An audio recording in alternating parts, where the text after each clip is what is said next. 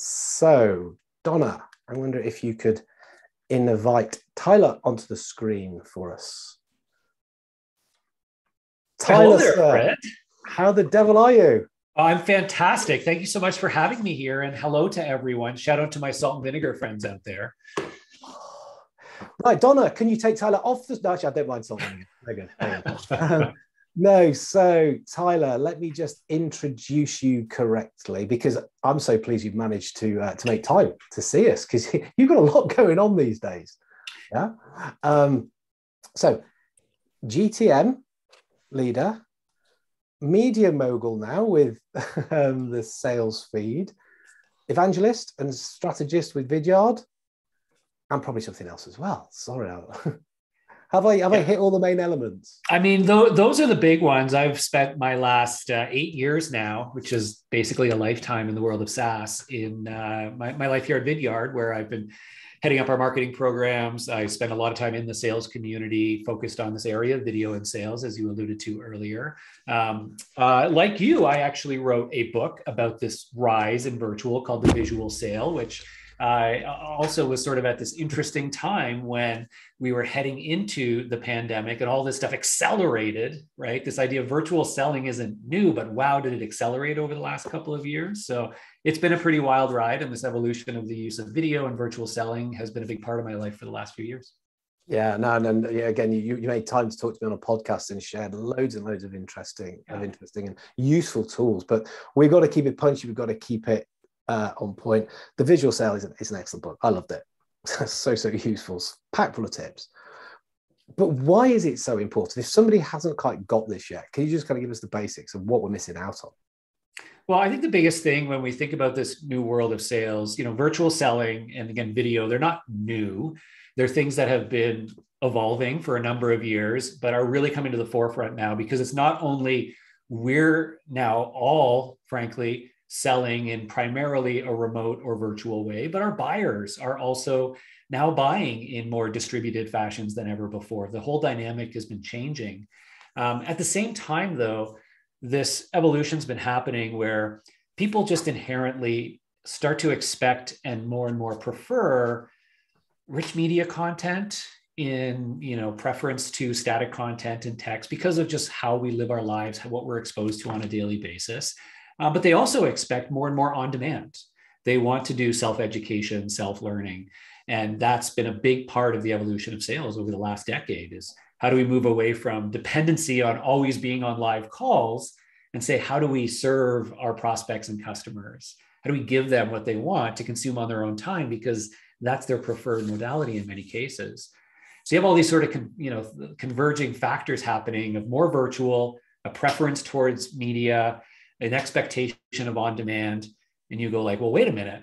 None of those are a part of the old world of sales. So we need to start to figure this out and say, how do we connect with our customers when we can't be there in person? How do we deliver them more rich media? How do we do it in an on-demand way, but don't risk, taking ourselves out of the sales process? And that's where when you get creative with how you can use video, there are so many opportunities, which is a big thing, of course, we focused on in the book and a lot of the things that I work with customers on these days.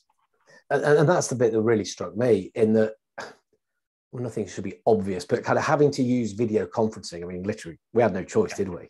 But it's those other ways. You used the word on demand about 5 times then. Yeah. In less than 2 minutes. And that's the really interesting thing. Yeah. We're creating video, we're sending it, and we can use it in different parts of the sales process.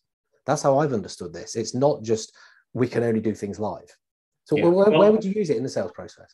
Yeah, I mean, that's the big part of this here, like being almost forced to be on video calls now. We've all gotten comfortable with this idea of having a camera, having a microphone and, doing these sorts of interactions. But now the magic is, there is no barrier to entry to be able to now record a video using your webcam, using a screen share, and then sending it over to a prospect or customer over email, over text, over social, however it is you want to deliver it.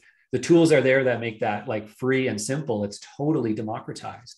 So now you start to think about, well, how do I do this, right? If I'm comfortable with video, and the honest answer is anytime you have an important message to deliver, right? Anytime you're going to send an email to a prospect or client, anytime you want to clarify something, back to what you talk about in the book, walk through something very clearly is an opportunity to record and send a video, right? So we see people doing it all throughout the sales process these days. They're using it when they're reaching out to a new prospect to stand out and be a little bit more personal so they can see them and get to know them a little bit. They use it when they are trying to walk through different ideas or answer questions, maybe showcase how something might work without depending on getting on a live call. We say, oh, well, I can't just send you an email about that. I got to show it to you. So let's book a call, right? And then you book it for next week. And then that gets pushed to the next week. And we're in this inevitable world of, just things don't line up. And I say, well, wait a minute. Why don't I just record a video? I'll send it over. You can watch it on your time. Let me know what you think. And all of a sudden now our sales processes are moving along. They're now more asynchronous and on demand, but we're still infusing ourselves into the conversation. So those are just a few of the ways we're seeing sales reps now use these video messages, screen recordings, in addition to those live video calls to connect with customers in a very different way in this virtual sales world. As you said, we're putting ourselves in front of the customer, even though we're not physically there. So I think it was you told me that the brain doesn't really know the difference between what's live and what's not. It's seeing somebody, they're there, they're walking, they're talking, they're saying stuff, and the brain goes, oh, I've kind of met this guy. Is that correct? Well, it is. It's a huge part of it, right? Just seeing our faces, hearing our voices, our tonality, our body language, it makes us more familiar. It makes us more relatable. Obviously, it makes us more human, creates that empathetic bond. And we all know this as salespeople. That's why we always try to default to meeting somebody in person, right? We can build that relationship. The next best thing is a video call, and the next best thing is a video message.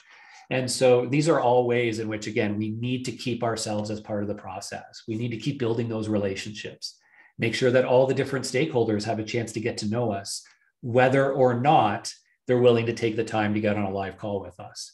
And that's where this can start to play such an important role. And I think the future of virtual selling is really exciting because it's actually an opportunity. Now, hold on to your hats for this one. I think in the virtual world, we can actually make the sales process more personal than it ever has been before. And it's because we can use tools like video to scale how we connect with people personally, how we can get ourselves in front of more people than we ever could before when we relied too heavily on in-person and then just email. So I'll leave you with that little nugget to think about of how digital can actually make the sales process more personal if you think about it in the right way. Whoa. So, well, I mean, you're kind of preaching to the converted here. I think there's probably some who are thinking, I'm not so sure. Well, you're going to see. Just wait and see. I'm not going to let you just leave us with that. It would be remiss of me not to ask you about the platform that we should perhaps be using. Oh, what would your recommendation be, sir? I mean, I'm not here to sell anything, Fred, but what I will say is that I asked you. I'm with Vidyard here, and we have really great tools to do this. The best part, though, is it is you can sign up for free, use it as much as you want to record and send these videos. I think the most important thing, what we've done here at Vidyard, and of course there are other tools as well, is that it makes it as easy as possible. Literally one click, record a video, send it. Let them watch it, let them hear you, let them see you. And that's the magic of what's happening with video now. It is so accessible. It's so easy.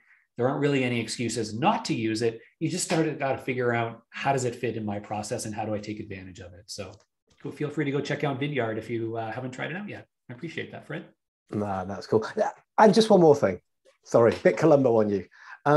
Sales feed. Sales feed is a new thing for you. So I kind of jokingly said about being a media mogul, but now this is really interesting stuff. So again, just give us a little pitch on that as well, please. Because I do want people to discover this.